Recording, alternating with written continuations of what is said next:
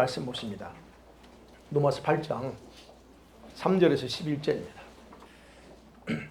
8장 3절에서 11절 서로 교독합니다. 제가 3절 읽겠습니다. 율법이 육신으로 말미암아 연약하여 할 수 없는 그것을 하나님은 하시나니 곧 죄로 말미암아 자기 아들을 죄에 있는 육신의 모양으로 보내어 육신의 죄를 정하사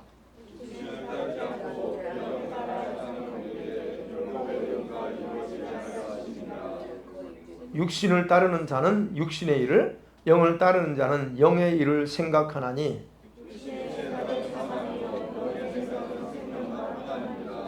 육신의 생각은 하나님과 원수가 되나니 이는 하나님의 법에 굴복하지 아니할 뿐 아니라 할 수도 없음이라. 만일 너희 속에 하나님의 영이 거하시면 너희가 육신에 있지 아니하고 영에 있나니 누구든지 그리스도의 영이 없으면 그리스도의 사람이 아니라.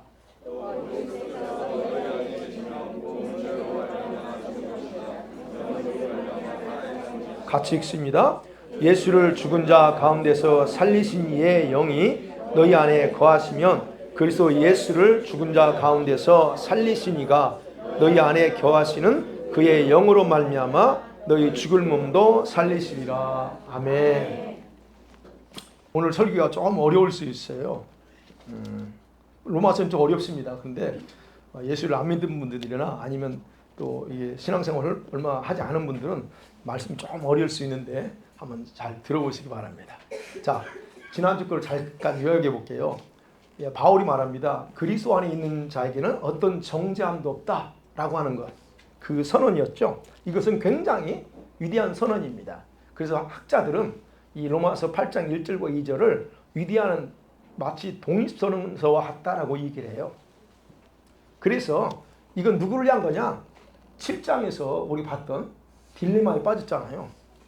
그 딜레마에 빠진 모든 그리스도인을 위한 그런 선언이다라고 일반적으로 그렇게 말합니다. 그래서 이론적으로는 예수님을 믿는 모든 성도들에게 생명을 주는 성령의 법에 의해서 죄와 사망의 법에서 자유한 상태입니다. 할렐루야. 이론적으로 그래요. 그래서 여기서 말하죠. 해방시켰다 하죠. 해방시켰다고 하는 헬라어는 엘유데스인데 이거 뭐냐? 부정과거 능동태 3인칭 복수예요. 이게 좀 문법이 그렇습니다. 그 뭐냐면 그들이 해방시켰다는 거예요. 그들이 자유롭게 됐다는 거. 어디에서? 죄나 어떤 속박으로부터 벗어났다는 표현을 쓸 때 이 단어를 써요. 헬라 문법에서 부정과거 그 시제는요, 여러분 이런 뜻이에요. 특정 어느 과거 시점에서 행동이 이미 끝나버렸다는 거예요.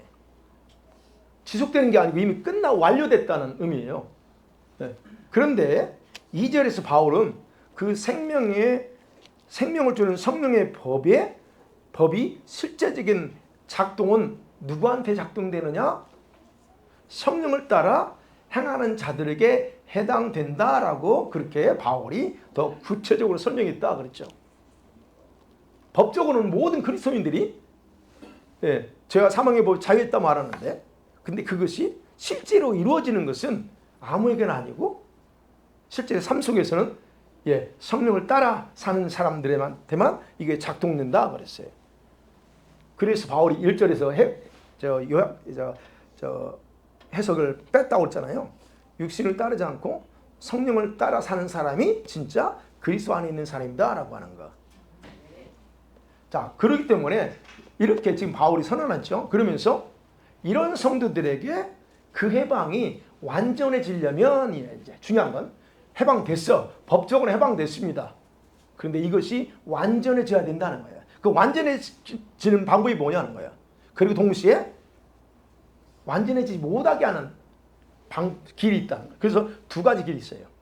완전케 하는 길을 갈 거냐, 완전해지지 못하게 하는 길을 갈 거냐 하는 거예요. 이 두 가지가 놓여 있다는 것을 우리가 알려줘요. 그래서 바로 오늘 본문의 내용은 그럽니다. 이 두 가지 길은 서로 결과가 전혀 다른 결과가 나온다. 그래서 두 개의 갈림길이다라고 제가 표현을 해봤습니다. 자, 첫 번째로 생각해 봅니다.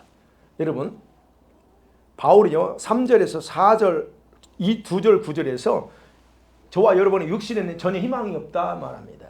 무슨 말이냐면 2절까지만 보면, 그죠? 2절까지만 해방됐다고 그랬잖아요. 그러니까 우리는 여러분 모든 것에서 다 완벽해 라고 생각할 수 있어요. 그런데 거기 보면 우리는 더 이상 율법과는 관계없는 것처럼 보여요. 하나님 말씀과 상관없어. 우리는 이제 다 자유했어. 그렇게 보입니다. 그런데 3절에서 바울이 갑자기 또 율법의 문제를 언급해요. 율법이 그렇습니다. 그러면서 우리 인간의 육신, 이 육신이 연약함이 율법의 걸림돌이 된다라고 얘기를 합니다. 여러분, 육신과 율법의 관계를 설명하는 거예요. 예. 그러면서 7장까지 다루었던 율법의 문제를 마무리해. 이제 끝나요. 여기서부터는 이제 더 이상 율법 얘기를 안 합니다. 여기까지 딱 하고 율법 얘기 안 해요. 그럼 여기서 율법은 이미 다 아니까 제가 설명할게요. 육신이 뭐냐는 거예요. 그렇죠? 그리고 육신의 연약함이라고 했잖아요. 육신이 뭘까요? 여러분 헬라어 단어로 육신은 사르크스라는 거예요. 이게 이렇게 표현하면 육체, 우리 몸, 육체, 몸 또는 살, 이게 사르크스예요. 단순한 몸, 육체를 가리킬 때 쓰는 사르크스가 있고, 그 다음에 우리 몸 전체 바디를 얘기할 때는 헬라어로 소마라고 하는 단어가 있어요. 그 소마는 우리 전체 바디. 그런데 바울 서신에서는요, 이 사르크스라고 하는 단어를 쓸 때는 어떤 의미냐면 죄에 의해서 지배를 받는 육체라는 뜻이에요. 사르크스가.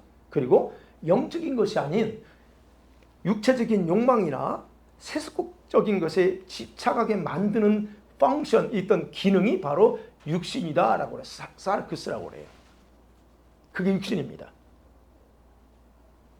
그러니까 육신이 이 피지컬 바디 있죠. 우리 몸을 주도해서 세속적인 것에 대해서 집착하거나 죄에 좋지 않은 것들에 집착하는 그런 강력한 요구를 가지고 저와 여러분의 삶을 좌지우지하는 보이지 않는 실세가 누구라고요? 바로 육신이에요.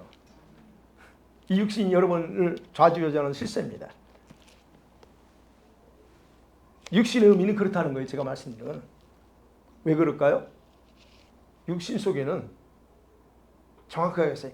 우리 여러분 이 사르크 육신 속에는 하나님을 거부하고 느낌과 감정대로 하고자 하는 고집과 거부의 기능이 있어요. 육신 속에. 그리고 뿐만 아니라 육체가 추구하는 것을 만족시키고자 하는 욕망이 강하게 작용하고 있어요. 어디에? 이 육신 속에. 왜요? 왜냐하면 바울이 얘기했잖아요. 이 몸속에 죄의 법이 작용하고 있기 때문에. 이 죄의 법이 작용하고 있기 때문에 이 육신을 가지고 우리를 자꾸 하나님께 멀어지게 하는 거죠.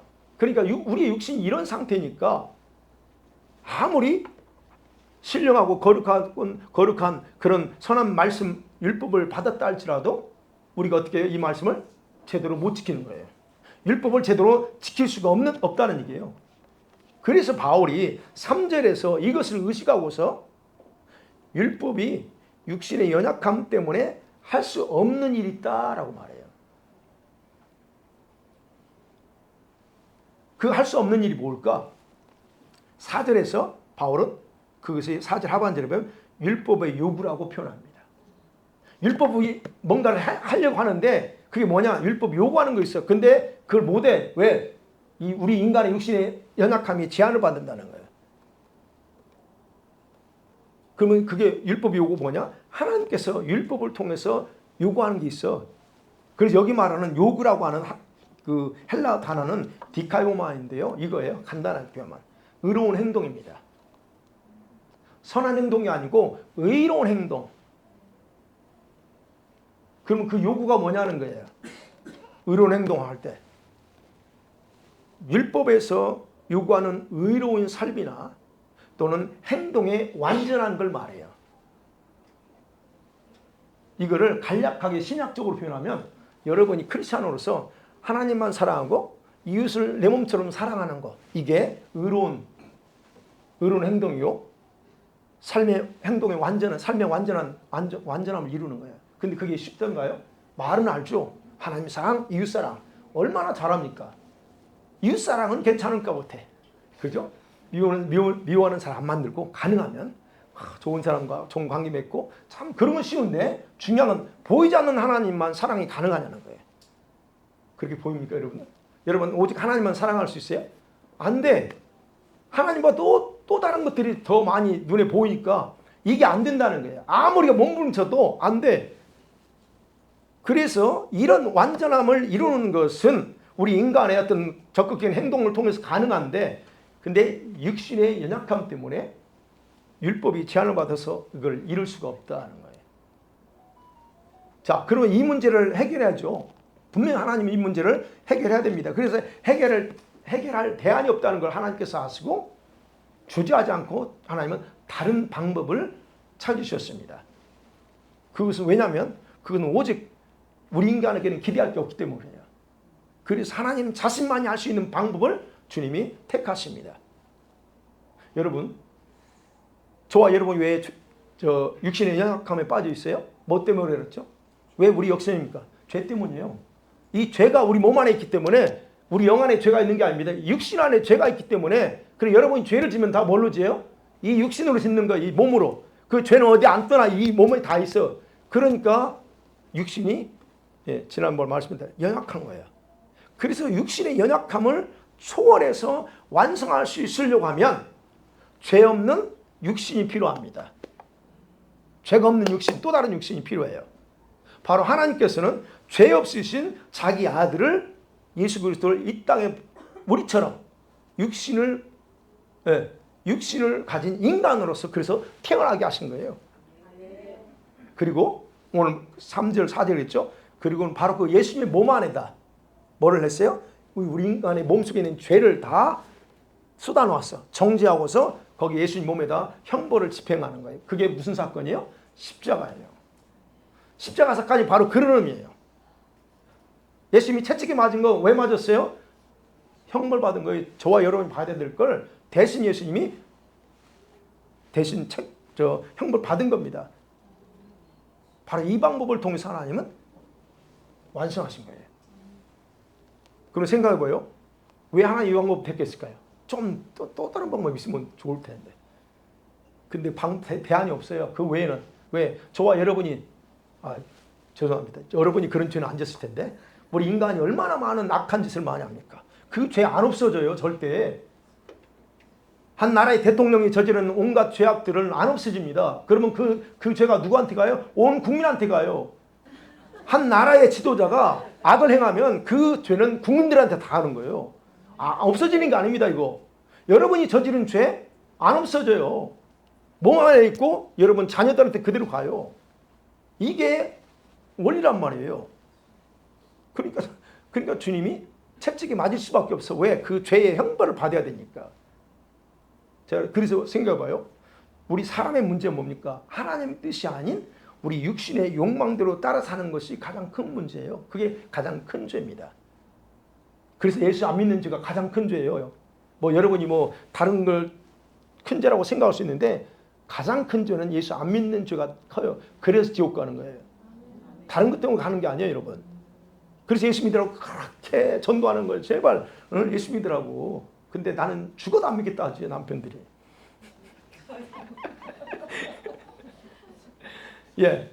분명히 성경 말합니다. 하나님께서 왜 우리 인간을 창조하셨나요? 창조의 목적은 정확해요. 너희들 마음대로 살지 말고 하나님의 뜻을 따라 살라 하는 거예요. 그게 목적이에요. 하나님의 창조 목적대로 사는 것이 그게 하나님의 원함이에요. 자, 우리가 하나님의 창조 목적대로 살아갈 때 우리는 이 율법이 요구하는 걸 완전히 완성할 수 있어요.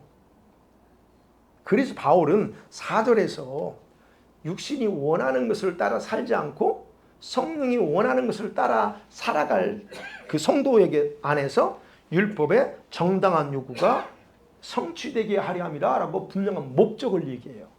왜 하나님이 예수님을 십자가에 못 박아 죽이기까지 했나? 목적이 딱 정해져 있어요. 저와 여러분이 성령 따라 살면서 율법의 그 요구를 완성하라고. 물론 기본적으로 여러분 아셔야 될게요. 저와 여러분이 아무리 율법의 요구를 이루겠다고 몸부림쳐도 성령을 따라 살지 않는 한 절대 이루지 못합니다.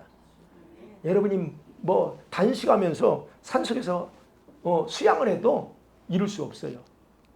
성령을 따르지 않고는. 이게 완벽한 답이에요.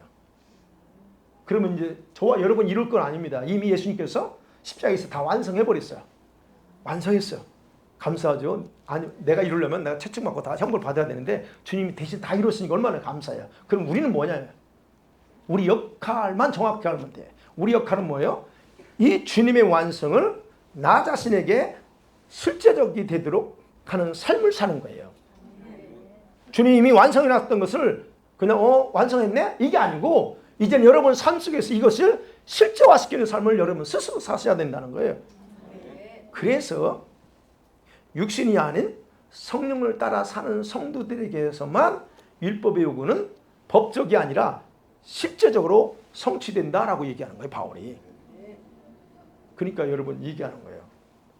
우리들이 아무리요 과거에 위대한 계획을 하고 주님을 위해서 큰 플랜을 세우고 어떤 프로그램을 해서 놀라운 일들을 여러분이 했다 할지라도 그것이 주님을 위한다고 했죠. 그랬다 할지라도 성령을 따라 행하지 않으면 그것은 육신을 따르는 행위에 불과하다는 것을 여러분 반드시 기억하셔야 돼요.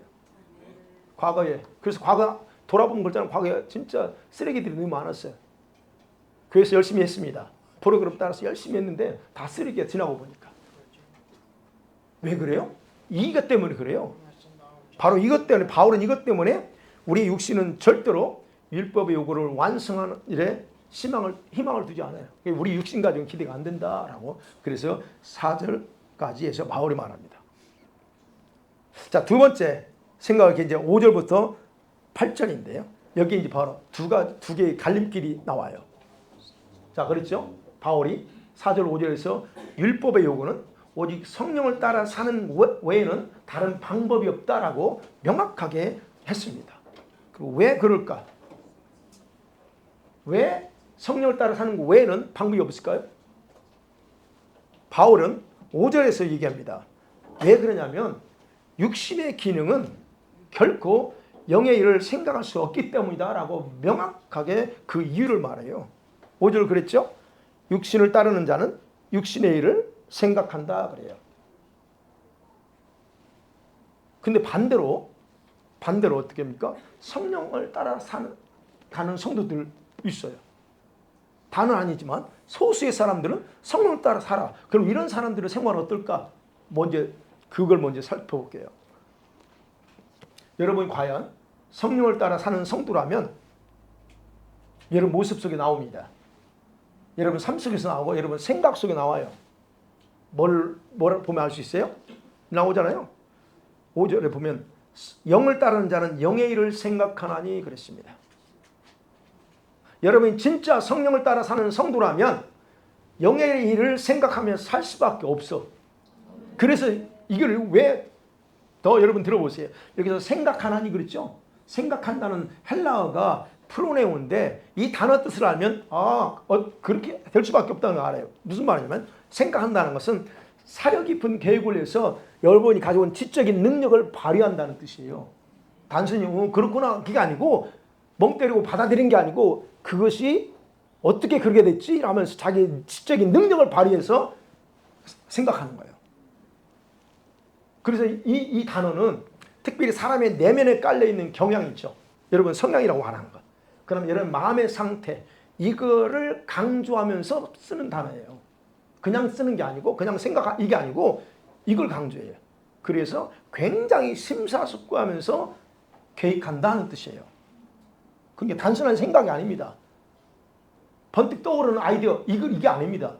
깊이 심사숙고하는 거예요. 그래서 바울은 말하는 거예요.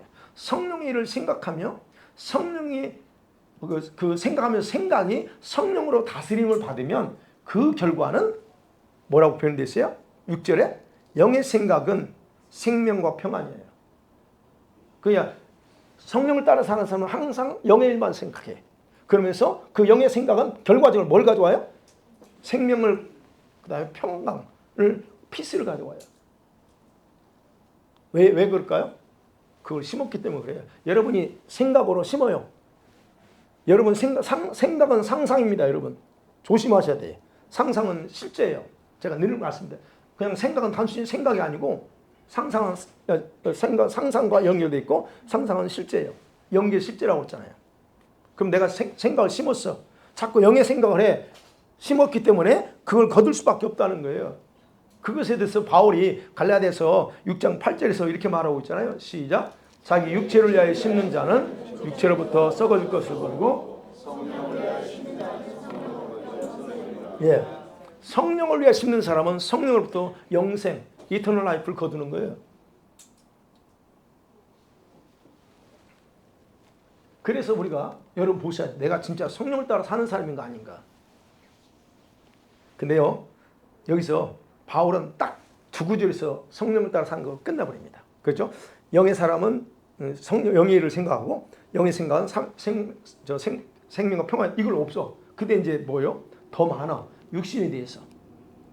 저와 여러분이 믿음으로 의를 얻고 구원을 받았습니다. 아멘. 그런데 이렇게 구원 받았을지라도 육신의 욕망대로 살았던 우리 과거의 습관들이 여전히 여러분과 저에게 그대로 남아있죠. 이게 문제입니다. 그죠? 예, 습관들이 남아있어.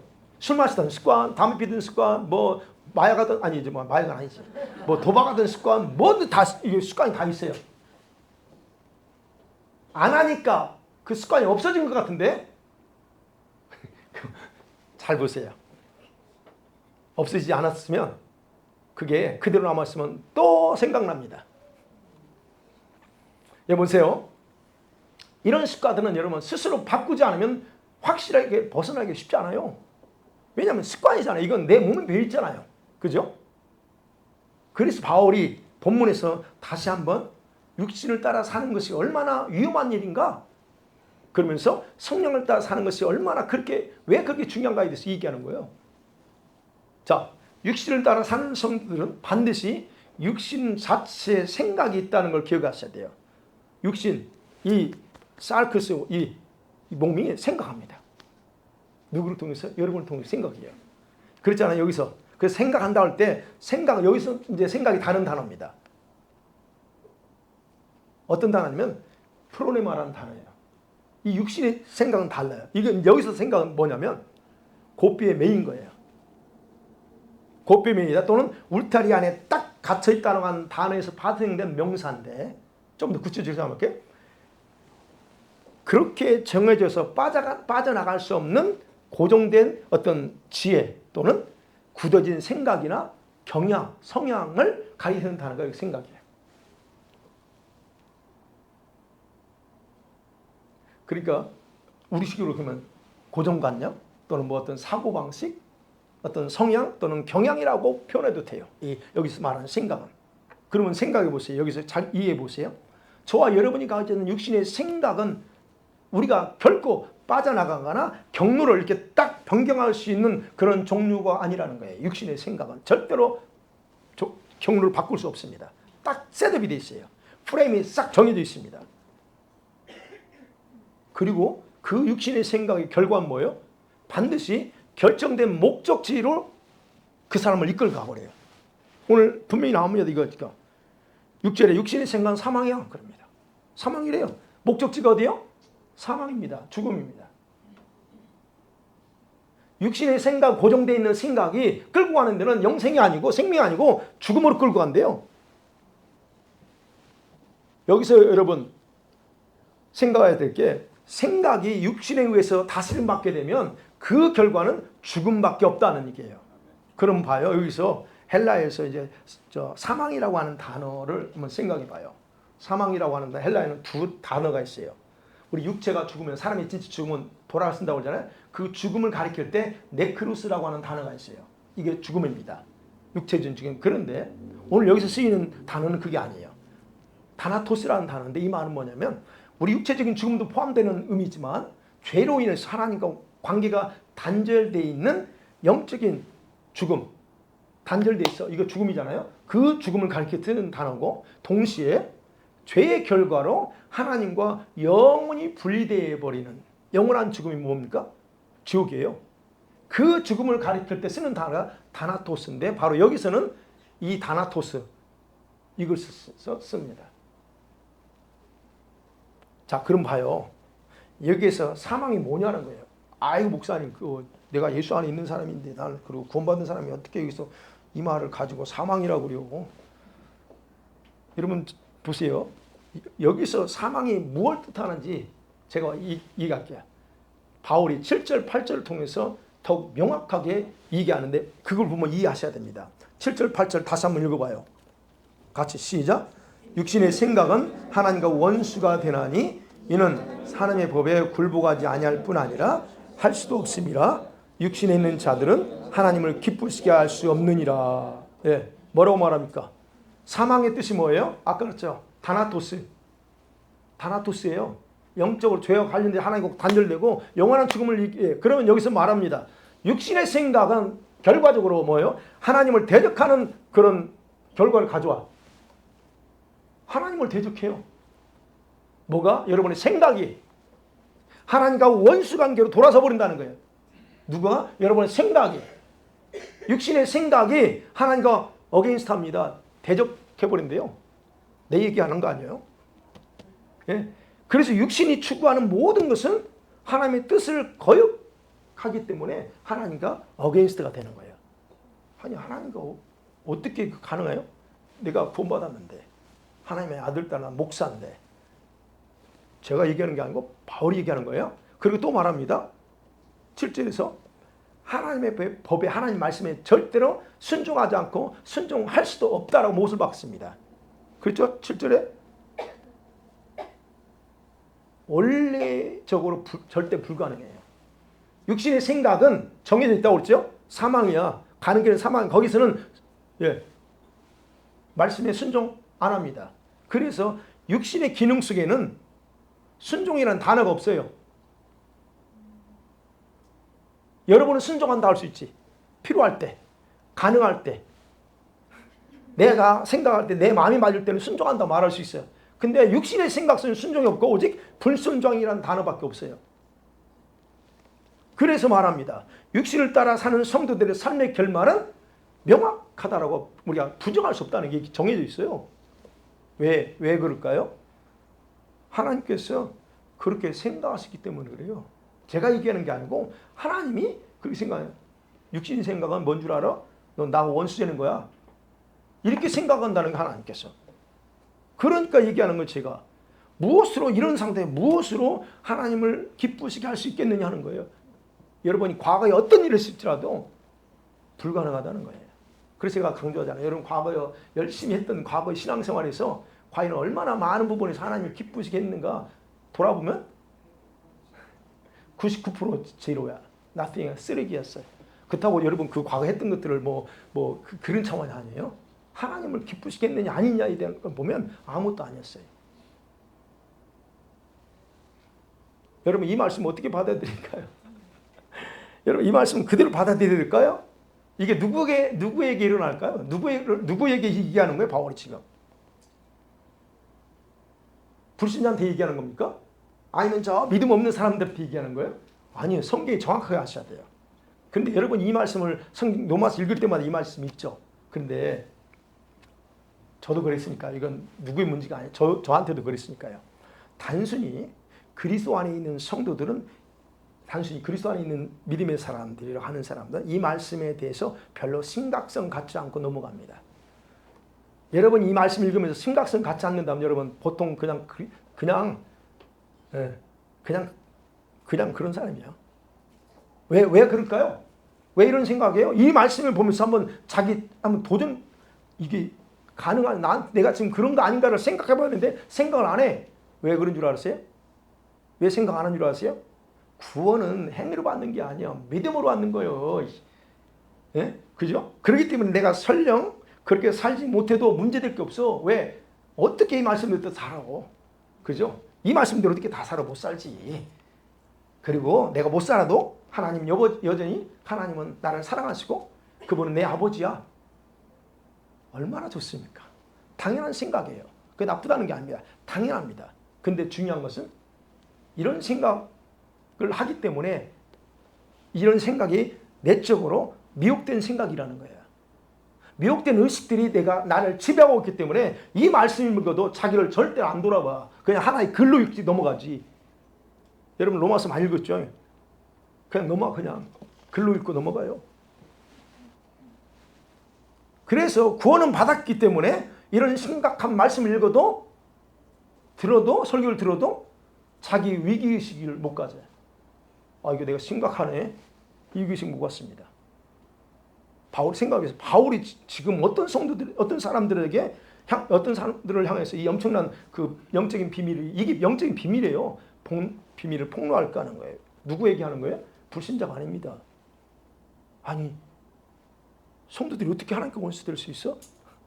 여러분 그렇게 생각하세요. 내가 어떻게 하나님께 원수야? 나는. 그런 말 하지 마세요, 목사님. 제가 얘기하는 게 아니고요. 성경에서 얘기합니다. 네. 그럼 이런 일 어떻게 받아들여야 되냐는 거예요. 여러분 일반적으로요. 대부분 성도들은 교회 다니는 사람들 또 조금 더 이게 좀 열정적으로 하는 사람들은 일반적으로 육신을 따라 살기도 하고 성령을 따라 살기도 합니다. 근데 퍼센테이지가 이제 어디지? 육신을 따르는 생활이 70%씩 있고 성령을 따르는 게 어떤 경우는 30%로 이렇게 할 수 있어요. 왔다 갔다 할 수 있습니다. 근데 어느 곳에 더 집중되어 있느냐 이제 잘 보셔야 되는데, 그러면 중요한 것은 외형적으로 이렇게 사는 성도들은 외형적으로 눈에 보이는 건 구원받은 하나님의 자녀야. 맞죠? 구원받은 자녀는 명백합니다. 근데 실제 생활에서는 하나님과 원수 관계에 있다는 것은 전혀 생각하지 않는다는 거예요. 그런 관계에서 과연 하나님을 기쁘시게 할 수 있을까 하는 거예요. 그러잖아요. 제가 얘기하는 게 8절에 육신이 있는 자들은 절대로 하나님을 기쁘시게 할 수 없다 이게요. 그러니까 여러분 진짜인지 아닌지 제가 그걸 점검해 볼게요. 여러분이 생각할 때 여러분 진짜 하나님이 진짜 기뻐하는 사람인 것 같아요? 내가 너만 보면 그냥 좋아가지고 하나님이 그런 성도인 것 같아요? 아멘 하는 사람도 있겠죠. 여러분 이게 무슨 의미냐면요. 이게 여러분의 속사람이 알고 있어요. 여러분 속사람이 내가 하나님께 기쁨이 되지 못하고 있다는 걸 말 안 해도 여러분의 영은 알고 있다는 거예요. 그러니까 그런 질문하면 그게 자신이 없는 거야. 왜? 아니 내가 내 영 뻔히 알고 있거든. 내 실체를 너가 잘 알아요? 내 영이 알고 있어. 그래서 로마서 고린도전서 2장에 있잖아요. 내 영, 내 속에 있는 영 외에 내 사정을 누가 아냐? 내 영은 알아. 그러니까는 감히 대답을 못해요. 그래서 주저하는 거예요. 그래서 찬양을 하지. 나 주님의 기쁨 내기 원해. 이 찬양할 때는 막 감동에 젖어가지고 나 주님의 기쁨 내기 원하네.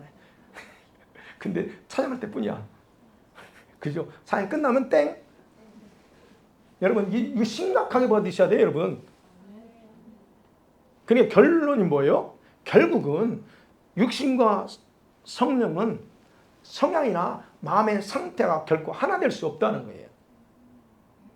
육신대로 살면서 내가 하나님을 기쁘게 할 수 있다고? 천만에 그 불가능하다는 거예요. 육신의 생각을 가지고면서 그것이 하나님의 일이라고? 하나님이 기뻐하는 동일한 일이라고? 절대 불가능해요. 극과 극이에요. 여러분 정확하게 하세요. 극과 극입니다. 그렇기 때문에 여러분이 육신을 따라 사는 성도라고 한다면 결코 영의 일을 생각하지 못하고 삽니다. 어떤 순간순간 깜빡 이게 등불이 켜지거나 까올 때는 내가 이게 할 수 있지만 가능하지만 그것이 불가능해요. 반대로 성령을 따라 사는 성도라고 하면 육신의 일들에 대해서 그것에 목적 두고 살아갈 수 없다는 거예요. 그게 바울이 지금 오늘 6절에서 8절을 통해서 하고 싶은 얘기입니다. 그러기에 이게 여러분 저와 여러분이 이 두 갈림길에서 여러분이 어떤 길을 선택하며 살아가는 것인가는 그 누구도 강요할 수 없습니다. 여러분 스스로 선택하는 거예요. 이건 자동이 아니에요. 여러분이 선택이지. 자, 마지막 세 번째는 9절에서 11절. 바울은 지금 여기서 보면 그래요. 성령이 가진 부활 생명의 능력에 대해서 얘기합니다. 자, 그러면 이제 아까 조금 더 이제 이해하게 시켜요. 육신과 성령을 따라 삶을 비교했잖아요. 그러면서 지금 바울이 강조하고 싶었던 건 뭐냐면 육신을 따라 사는 삶이 얼마나 비참하냐는 걸 얘기하고 싶은 거예요. 이렇게 가면 너 비참한 거예요. 영적인 비참함을 얘기하는 거예요. 그리고 나서 이제는 생명을 주면서 법을 집행하는 성령께서 우리 성도들 속에서 무슨 일을 하는가 구체적으로 언급하기 시작합니다. 여러분 안에 성령이 무슨 일 할까요? 여러분 안에 성령이 내주하신다면서요. 그렇죠? 그 성령이 뭐 하세요? 이걸 아셔야 돼요, 여러분. 내주하는 거 주님이 함께 하십니까? 네. 끄덕끄덕하죠. 어디 계세요? 네, 마음에 계십니다. 기본적으로 그래. 성령, 그래서 성령이 내주라고 하죠. 근데 그 성령님이 뭐 하고 있는지는 몰라요. 내주하는 것만 가지고 안심하지. 나는 하나님, 그래서 하나님 함께 하셔. 이걸 아셔야 된다는 거예요. 그래서 바울은 2절에서는 죄와 사망의 법에서 자유를 주는 성령이다라고 표현하면서 9절에서부터는 다르게 표현해요. 9절에서는 두 가지 다른 표현. 하나님의 영 또는 그리스도의 영이라고 달리 표현합니다. 이 부분은 여러분 그냥 넘어가겠지만 이 부분이 중요합니다. 왜 바울이 성령이라고 말하지 않고 단순히 성령이라고 말하지 않고 왜 하나님의 영 또는 그리스도의 영이라고 다른 표현을 쓰고 있느냐는 거예요. 물론 단순하게 보면 다 성령이에요. 성령이라고 말할 수 있지만 분명한 다른 의도가 있고 뜻이 있어요. 하나님의 영이라고 쓸 때 성령님하고 그리스도의 영이라고 표현할 때 성령님의 역할 또는 다른데 예수의 영이라고 표현되어 있어요. 역할이 달라요. 그 기능이 다르다는 거예요.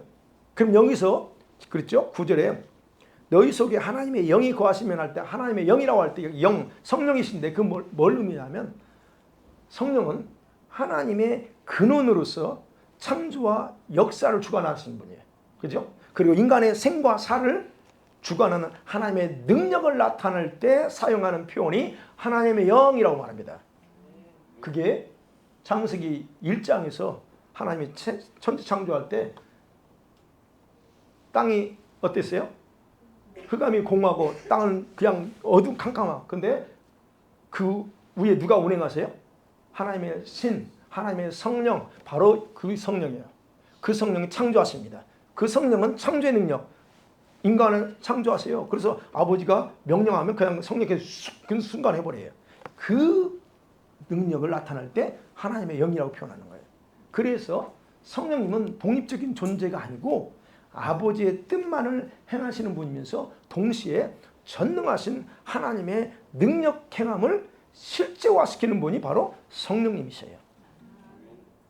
그 성령님이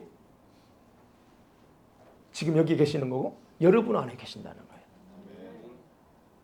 그 다음에 여기서 9절 하반절이죠. 누구든지 그리스도의 영이 없으면 그리스도의 사람이 아니라고 그랬어요. 그리스도의 영. 여기서 그리스도의 영이라고 할 때는 이거예요. 예수님이 부활하셨죠.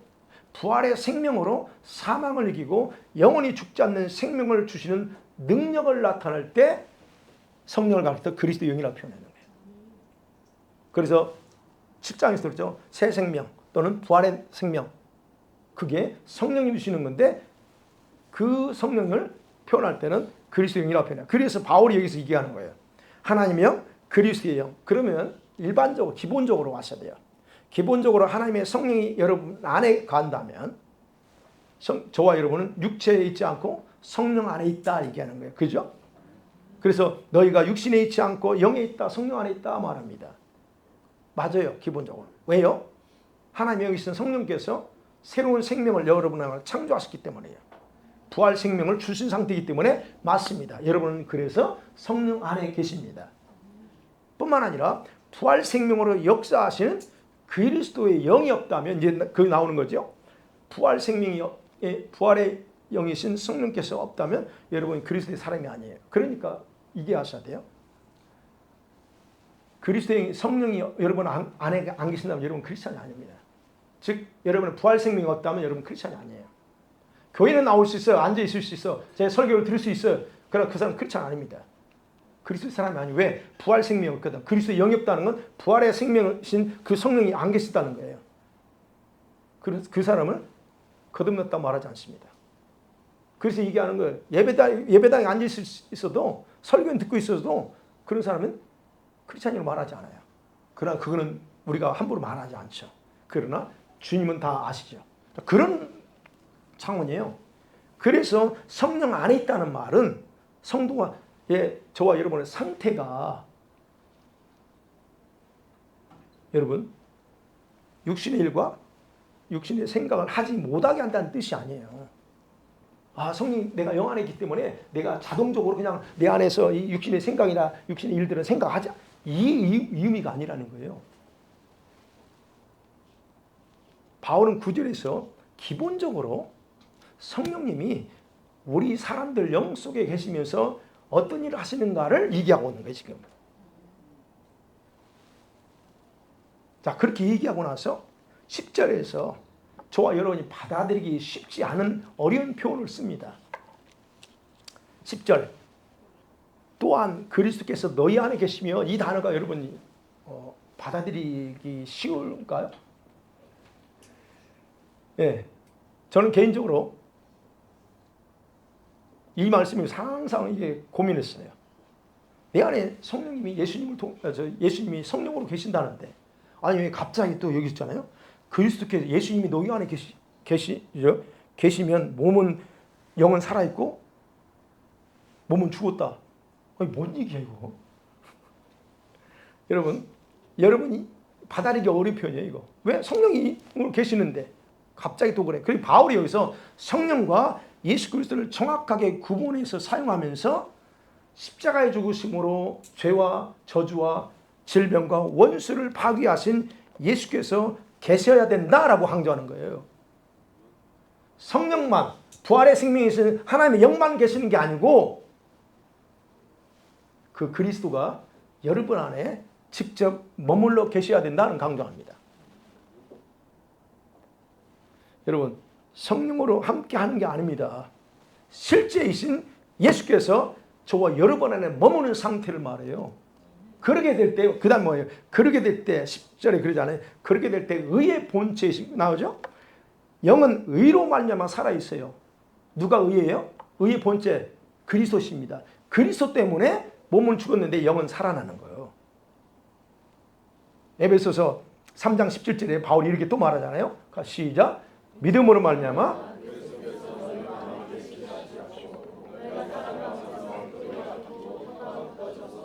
네, 여기서도 말합니다. 믿음으로 말미암아 그리스도가 너희 안에 계시게 하는데요. 아니 예수님이 성령으로 내 안에 계신데 왜 예수님이 나한테 또 계셔야 되냐 하는 거예요. 자, 제가 이 부분에 대해서 가끔 설교를 해서 언급했는데 제가 길게 설명할 수 없어요. 이거 다시 설교해. 우리 통역하는 김진희 집사님이 목사님 이거 다시 한번 설교해달라고 그러더라고요. 이거 정말 내주하는 성령으로 내주하시는 거하고 그리스도가 내 안에 계신 거 차이가 뭐냐는 거예요. 이것을 정확하게 좀 설명해달라고 하는데 그거 가져오면 설교 너무 길어져가지고 안 했거든요. 기회 되면 다음 주 할까 말까 몰라요. 어쨌든 길게 설명할 수 없지만 바울은 이렇게 두 군데서 여러분 분명하게 구분해서 말하고 있다는 걸 기억하셔야 돼요. 그럼 뭐냐? 이거는 다르다는 거예요. 다른 의미가 있다는 거예요. 자, 어쨌든 넘어갈게요. 바울은 이렇게까지만 설명하고서 구체적으로 설명 안 해도 그게 무슨 의미냐 설명하지 않고 성도들이 저와 여러분이 한 번도 경험하지 못한 말씀을 11절에서 말합니다. 11절 같이 한번 볼까요? 시작. 예수를 죽은 자 가운데서 살리신 이의 영이 너희 안에 거하시면 예수 죽은 자 가운데서 살리신 이가 너희 안에 거하시는 그의 영으로 말미암아 너희 죽을 몸도 살리시리라. 이게 요약하면 그래요. 죽으신 예수님을 부활 생명으로 살리신 하나님의 영. 하나님의 영이 내 안에 거하시면 그 하나님께서 죽은 예수를 살리신 그 하나님께서 그 부활 생명을 가지고 살리신 그 성령을 통해서 어떻게 해요? 이 몸, 죽을 몸, 이 몸도 다시 살련돼요. 할렐루야. 그래서 제가 얘기하잖아요. 여러분 이 몸, 이 바디, 이 몸 살아나야 돼요. 제가 얘기하는 거예요. 이 몸이 살아나면 이 몸 가지고 죄 못 져요. 이 몸이 로마서 6장에서만 선한 도구가 되는 데 쓰여요. 그래서 얘기하잖아요. 제가 기도하는 게 임파르테이션 받는 거. 기름 부음 받는 게 중요해요. 그래서 기름 부음이 어디로 들어가요? 여러분이 몸 안에 들어갑니다. 이 몸 안에 들어가면서 여러분 죄성을 다 녹여버리거나 여러분 이 몸에서 생명이 아시죠? 작동하면서 여러분을 강하게 만들어요. 그래서 우리 교회에서 기도하면서 임파테이션 받는 게 중요해요. 근데 임파테이션 중요하게 생각하지 않는 분들이 있는데 그게 중요합니다. 어찌됐든 이 얘기입니다. 이건 좀 여기까지 설명하려면 기니까 이렇게 해요. 하나님께서 이 부활 생명의 능력이신 성령을 통해서 죄의 법이 지배하는 저와 여러분의 몸도 어떻게 해요? 직접 살리는 일을 할 수 있다. 할렐루야. 사랑하는 성도들 말씀 맺어볼게요. 바울은 예수 그리스도 안에 있는 성도들에게 죄와 사망의 법에서 자유를 선언하고 그러고 나서 곧바로 그 자유함을 완전케 하는 방법이 뭐라고요? 오직 성령을 따라 행하는 것이다 라고 다시 한번 정확하게 강조했습니다. 그러면서 우리 앞에는 두 개의 갈림길이 있다고 했어요. 뭡니까? 육신의 길을 따르냐? 성령을 따라 하느냐? 여러분 그 길 중에서 어떤 길을 선택하고 가느냐 그 결말은 달라져요. 그건 여러분의 선택입니다. 저의 선택도 아닙니다. 대부분의 성도들은 육신의 생각을 멈추지 않고 살면서도 자기에게는 문제가 일어나지 않을 거라고 착각하고 삽니다. 여러분은 그러지 않으세요? 내가 누군데? 나는 그래도 기도하는 목사고 기도하는 권사고 집사야. 우리가 스스로 그렇게 생각한다면 그럴 수 있잖아요. 왔다 갔다 하는 거지 뭐. 네, 맞습니다. 근데 저기 말한 육신의 생각을 갈라디아서 5장 19절에 보면 육신의 일은 현재 아니게 나오잖아요. 그거는 제가 얘기 안 할게요. 왜냐면 다 아니까 육신의 일. 근데 적어도 구원받은 저와 여러분에게 있어서 육신의 생각이 별도로 좀 있는 것들을 좀 한번 설명해 볼게요. 여러분에게 있는 육신의 생각, 신앙 나름대로 크리스찬이라고 하는 여러분에서 작용하고 있는 육신의 생각이 뭐냐 하는 거예요. 그거 보세요. 그 육신의 생각 이겁니다. 자신의 감정과 느낌이 옳다고 여기며 사는 행위가 여러분 육신의 생각입니다. 하나님의 뜻을 구하지 않는 모든 생각들은 다 육신의 생각들이에요. 그렇다고 여러분 밥 먹을까 뭘 먹을까 이걸 얘기하는 게 아니에요. 정확히 분별하세요.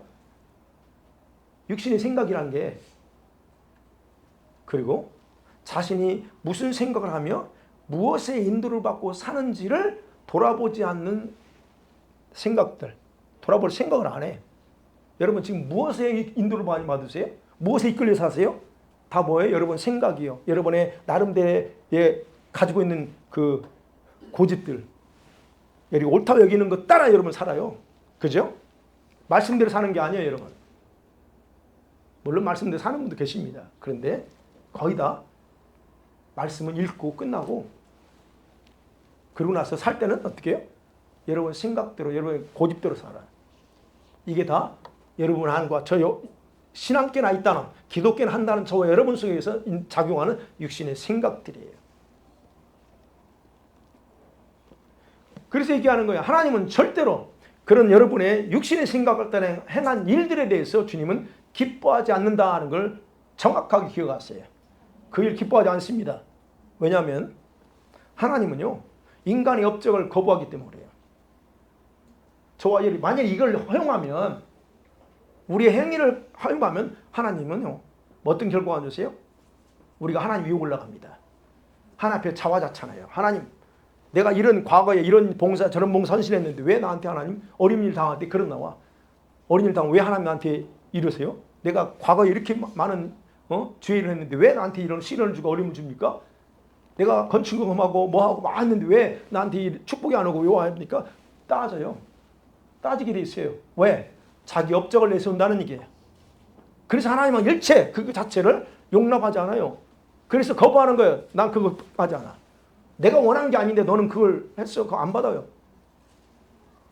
그래서 얘기하는 걸 제가 부정적인 부분에서 하나님은 여러분이 어떤 계획을 성공시켰다 해도 자신의 뜻과 상관없는 일이었다면 그건 기쁘게 받지 않습니다. 이 부분 조금 직선적일 수 있는데 여러분 정확하게 하셔야 돼요. 여러분이 정말 경건한 성도라면 당연히 육신이 아닌 성령을 따라 행하는 것을 목숨 걸고 선택해야 됩니다. 할렐루야. 그죠? 여러분 진짜 경건하다면 근데 그렇지 않다면, 만일에 그렇지 않다면 여러분은 하나님을 대적하는 위치에 서요. 하나님 말씀에 절대 복종하지 않습니다. 더 나아가서는 어떤 일을 가지고서도 하나님을 기쁘게 할 수 없기 때문에 그래요. 이거 제 얘기가 아니고 성경 얘기하는 거예요, 제가 지금. 여러분, 이게 여러분 진실한 믿음의 성도라면 성령을 따라 사는 것의 중요성을 잘 알고 있으면 그대로 살아야 돼요. 성령을 따라 사는 거. 바꾸지 마세요. 그 방법 중에 하나 항상 물어보잖아요. 그래서 주님 뜻이 뭡니까? 자, 그런데 그럼에도 불구하고 왜 하나님의 영이 속에 거하는 성도들이 여전히 육신의 생각을 따라 사느냐는 거예요. 왜 성령께서는 그냥 마법적인 능력으로 그냥 내가 그렇게 하지 않아도 자동적으로 그냥 이렇게 착착착 알아서 살게 하지 못할까요? 왜 그래? 그게 뭐 얼마나 좋아요. 그죠? 중요한 것은 성령님이 저와 여러분은 매주 하고 계시지만 저와 여러분이 해야 될 일, 해야 할 역할까지는 감당하지 않습니다. 그건 여러분과 저의 역할이에요. 그런데 많은 성도들이 심각한 착각 속에 살아가는 게 현실이에요. 여러분은 안 그렇다고 얘기할 수 있겠지만 주변을 보세요. 심각한 착각 속에 있으면 자기가 경건한 신앙이라고 그래요. 일반적으로 제가 이 부분에서 여러분이 좀 도전 받으셔야 되고, 이건 저를 향한 설교 내용이 돼요. 그러니까 뭐 제가 이렇게 한다고 해서 나는 김 목사는 잘하고 이건 아닙니다. 그러나 이 부분에서 오늘 본문과 관련돼서 여러분과 제가 굉장히 심각성 가지고 도전받아야 되기 때문에 그런 거예요. 일반적으로 성도들은 다음과 같은 함정이 빠져서 실제로 봉사하고 헌신합니다. 제가 여러분의 헌신과 봉사, 과거나 현재, 앞으로 할 헌신을 나쁘다는 차원이 아니에요. 잘 분별하세요. 많은 성도들이 자기가 하는 일, 교회에서 하는 일, 헌신하는 것, 봉사, 직분 감당하는 것들이 정말 하나님이 원하는 일이라고 그 생각에서 벗어나지 못하고 합니다. 해야 됩니다. 하지 말라는 게 끝까지 들어보세요. 못하고 살아요. 생각을 벗어나지 못해요. 그러다 보니까 여러 가지 계획을 세우고 교회에서는 맡겨진 일에 충실하게 돼요. 잘하고 계세요. 그런 부분은 충실합니다. 그런데 문제는 다른 일을 하지 않는다는 거예요. 그것이 1년, 2년 시간이 흐르면서 이제는 뭘로 바뀌어요? 책임감에 바뀌어요. 그 다음에 의무감이 강하게 발동돼. 아, 그래 내가 부장 정도 됐고 내가 집사 정도 되니까 이거는 내가라도 해야지. 의무감과 책임감이 발동돼서 이제는 봉사하게 돼요. 처음에는 하나님의 일이라고 생각하고 했다가 나중에는 이제는 의무감과 이런 걸로 바뀌게 돼요. 그리고는 그러면서 자기 안에 뭐가 일어나냐는 게 이게 문제예요. 그 안에 스스로 자기는 믿음의 사람이라고 말해요. 다른 사람들 다 우리 집사님 너무 열심히 봉사 잘한다고. 아이고 우리 부장님 없으면 교회 안 돌아갈 거야. 아니 실제로 그래요. 그러니까 자신이 믿음의 사람이고 좋은 집사요, 좋은 선생이요, 좋은 교사라고 생각해요. 그런데 오케이 여기까지 뭐 그럴 수 있어. 근데 그 다음 문제예요. 그런데 진짜 그 사람이 그런 분이라면, 그런데 그들은 기도 생활, 예배 생활을 하지 않습니다. 이거요. 기도 생활 하지 않아요. 예배 생활 주일에 한번 예배 드리면 되고, 사모함이 전혀 없다는 거예요. 주님에 대한 사모함이 있어요, 여러분? 직분 감당하는 거 외에는 주님에 대한 사모함이 있냐? 중요한 건 주님에 대한 사모함이에요. 직분은 아무것도 아니에요. 일은 아무것도 아니에요. 주님에 대한 거 없어. 제가 얘기하는 포인트가 그겁니다. 그리고 시간 날 때 기도하고, 시간 나면 여유가 있으면 기도하고, 아니 기도는 여유가 있어서 기도하는 게 아니지. 어려울 때 기도하고, 여유 있을 때 또 시간 날 때 뭐 교회에서 뭐 할 일 없나 하고 봉사해. 심각한 함정에 빠져 있어요. 자기를 안 돌아봅니다. 봉사가 하나님의 일이라고 시작했다가 나중에는 엉뚱한 쪽으로 빠져요. 그리고 예배 생활 없어. 기도 생활. 여러분 집에서 또는 개인적으로 기도 생활 얼마나 합니까? 기도 생활 없어요. 예배 생활? 여러분, 그래서 하나님의 일하고가 구분 못하는 거예요. 베드로가 엄청난 마태복음 16장에서 엄청난 신앙 고백했잖아요. 그러고 나서 예수님께 어떤 책망 받아요? 베드로한테 예수님 그런다. 하나님의 일과 사람의 일을 전혀 구분하지 못하는 이런 이 못된 자신의 생각을 말하는 이 사탄을 물러가라 그러잖아요. 위대한 신앙 고백해놓고 중요한 건 고백인 문제가 아니에요. 하나님의 일이 뭐고 사람의 일이 뭔지 분간을 못하고 간다는 거예요. 이게 문제예요. 여러분이 정말 그래서 하나님께 신실하고 경건한 성도라면 이거 하셔야 돼요. 무엇이 하나님의 일인가 하는 거예요. 오케이. 교회에서 직분져서 그거 좋아요. 그거 하세요. 그런데 그 이상 생각해야 될 게 있어요. 하나님의 일이 뭐냐? 또는 하나님은 내가 무슨 일을 하기 원하는가? 하나님의 내가 하기를 원하는 하나님의 뜻이 무언가를 구하시라는 거예요. 기도하면서 그걸 위해서 살아가게 되어 있어요. 진짜 경건한 성도라면. 그렇지 않으면 여러분 종교 생활하는 게 불가합니다. 아무리 교회에서 어떤 일을 할지라도 여러분 종교 생활이에요. 하나님의 뜻과 상관없는 하나님 일과 상관없는 일을 하면서 그게 그렇다고요? 종교 생활이에요. 여러분 성령의 인도를 따른다는 게 뭐예요? 성령의 인도를 따른다는 것은 하나님께서 원하시는 일을 하는 거예요. 내가 원하는 게 아니고. 그럼 하나님의 뜻이 무엇인가를 분별하고 그 길을 따라가는 것이 성령 인도 받는 거예요. 그 길이 어떤 길일 것 같아요? 주님이 성령이 여러분 어떤 길로 인도할 것 같아요? 저 넓은 길, 모든 사람이 다 가는 길인 것 같아요? 예수님 그렇게 말하지 않아요. 좁은 길이래요, 그 길이. 아무나 가려고 하지 않는데요. 좁은 문, 좁은 길이래요. 여기서 좁은 길은요, 믿음 생활이 좁다는 게 아닙니다. 믿음 생활 어려워. 이게 하는 게 아니고요. 생명을 얻는 길을 가는 게 좁다는 거예요. 그럼 여러분, 예수님 말씀은 생명이 뭐냐는 것도 생각해 봐야 돼요. 근데 이 길을 아무나 가려고 하지 않아. 왜요? 많은 걸 내려놔야 되거든. 지금까지 삶의 패턴들 다 뒤집어 엎어야 돼. 나의 사고방식 다 깨버려야 돼. 이게 쉽냐 이거예요. 안 쉬워요. 포기 않습니다. 내 자신이 옳다고 여기했던 그 확신들을 다 내려놔야 돼. 이게 아니야. 이래서 종교생활이 이거. 이게 쉽게 내려질 것 같아요? 여러분 쉽게 내려질 것 같아요? 안 내려져요 그거. 그러니까 많은 주변에 여러분 주변에 있는 많은 그 종교인들 있죠? 죄송합니다만 그 종교인들이다. 그렇다고 우리는 이런 차원 얘기하는 거예요. 정말로 종교인 눈에 보여. 구분하셔야 돼요. 그러면 그들이 그걸 쉽게 해야 이렇게 제대로 하라고 하면 되는 거야. 안 된다는 얘기예요. 현재 저와 여러분은 익숙해진 현재의 편안한 삶, 그 삶에서 이걸 내려놓고 조금 힘들고 어려운 길, 남들이 하지 않는 길을 가는 게 쉽냐 이거예요. 안 돼. 쉽지 않다는 거예요. 그래서 얘기하는 겁니다. 여러분은 현재의 어중쩡한 믿음 생활에서 정신 차리시고 깨어나세요.